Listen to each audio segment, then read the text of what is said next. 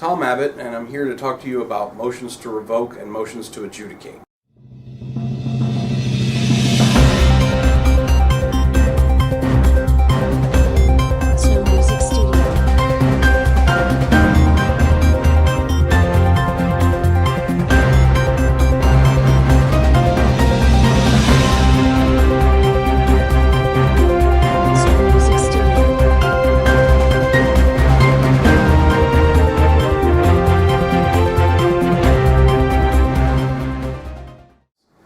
Today I want to talk to you about motions to adjudicate and motions to revoke.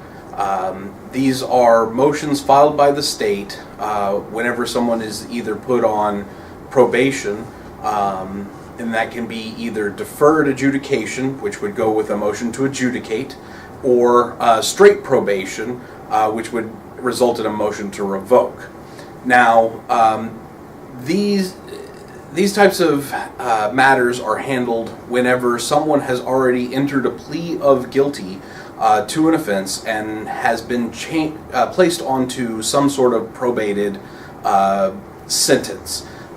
With deferred adjudication, you've entered a plea of guilty, however, the court has not fully accepted that plea of guilty and entered it onto your record. They've deferred it until you complete the probation, and if you complete it successfully, they will not enter it. With straight probation, that's not the case. The plea of guilty is entered, you have a judgment against you, and you are found guilty of that offense. Now, when you're fighting a motion to revoke or a motion to adjudicate, you've got to keep some things in mind. The first is that it's a much lower standard of evidence. You don't get beyond the reasonable doubt standard. It is more likely than not. Okay? So, it's not as, the hearing is not going to be as protective as, say, a trial would be. The other issue is that you don't get a jury for this. It is a judge ruled motion. The judge hears it, and the judge decides the credibility of the witnesses and whether or not to find that you violated one or more of the conditions of your probation. Now, with regard to what kinds of things will come up, these are going to be based on the conditions that you were placed under when you were put onto the probated sentence. This can be things like failing to pay fees, fines, and court costs. It can be, failing drug tests that you might have been ordered to do, failing to participate in any kind of treatment program or educational program that you are ordered to take, or, and this is usually the worst one, picking up a new offense. And we'll go through these kind of here in just a minute, but the thing to keep in mind whenever you're facing this is that the state may allege a laundry list of conditions that you have violated. Even if you were able to defeat all of them but one, you still lose. The standard of review on appeal is that so long as the trial court had a reasonable probability to find you guilty of one or more and of the conditions that were alleged to have been violated, and they did not abuse their discretion in doing so, the appellate courts will not touch the result. They will say that this was done properly, and you are stuck with whatever the resulting sentence or change in your life that occurred because of this. Most often, it's going to be converting you from a probated sentence to a prison sentence. So it's very important that whenever you're placed under probation, you thoroughly read all of the conditions that you are given, and you ask any questions to make sure that you need to ask to make sure that you don't violate any of those conditions, because all it takes is just one mess up and you're going off to jail. Now, with regard to fees, fines, and court costs, there are certain exceptions to that. You can be behind in your fees, and they can't necessarily adjudicate or revoke you, because the state on those types of issues generally has to prove that you were able to pay, but you were unwilling to pay. America does not deal in debtors' prisons, and it's not favored to throw someone in prison over a debt. Now, that doesn't necessarily apply to the probation fees that you're supposed to pay by the probation department. It really applies more to the fine that you were assessed, the court cost fees that you were assessed, things like that.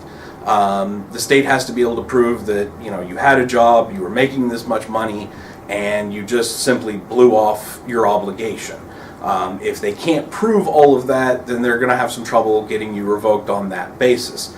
However, the most common way of dealing with a motion to revoke from the state side is you get a new law violation, failure to participate, failure to take the classes, something like that, and then you add on the fees, fines, and court costs. And so, like I said, so long as they can find that you violated one of those items, the rest of them will be good, regardless of whether or not they were offered full proof at the hearing. The Court of Appeals is not going to touch it. Now, with regard to drug testing, this is something that you've got to make sure that you're doing. You are under the thumb of the court, and you are to comply with all of their rules. And if you are, doing drugs while you're on probation, it's not going to go well for you. And those ones are pretty simple for the state to prove, because they just need to get your probation officer in to testify that you were given a drug test and that you failed that drug test. That's pretty much going to be open and shut. If you abscond, you just completely decide not to come by anymore, or you don't participate in the programs, those are also pretty easy to prove. And so they just have to get your probation officer in, testify as to what you didn't do, and that's pretty much going to be the end of the story. Now, with regard to new law offenses, that's kind of a trickier one, because they have to prove that you did, in fact, violate the law. Not just simply that you were charged with a new law violation in most instances. It's going to depend on exactly how your conditions were worded, but a lot of times, if it's only a new law violation, the motion to revoke or adjudicate will be carried with that new law violation. And once you're found guilty of that new law violation, whether by a plea bargain or a trial, then your motion to adjudicate will be ruled upon, and of course at that point you're not really going to have a lot of a defense to it. So make sure you follow the law and you follow the conditions of your probation. Now, once the judge finds that you violated one or more of the conditions, they have a lot of options. They can amend your conditions and continue you on probation, or they can sentence you to prison.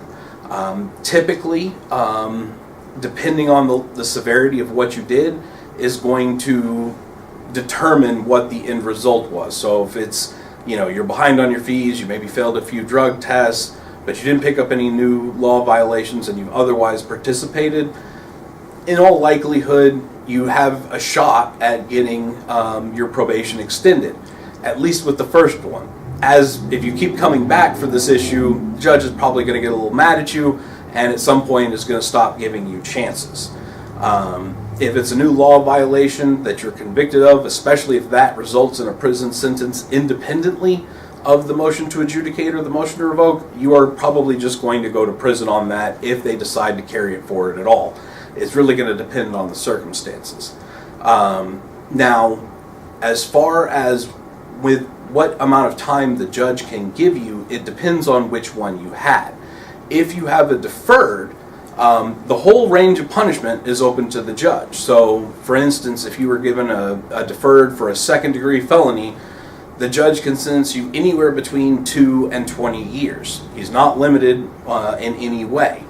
If you have a straight probation, this is going to be a sentence where you were sentenced to, say, 7 years of TDC, probated for 7 years, which means that you have a 7-year probation requirement. If you violate your probation, you are only looking at the 7 years. The judge is pretty much locked in to that number. Sometimes you can negotiate for lower, but if you go in front of the judge, they're typically kind of tied to whatever you were given on the front end. So you have to be very careful while you're on probation. You have to make sure you understand everything, and you have to make sure that you comply with everything, because this is, in some instances, your final shot.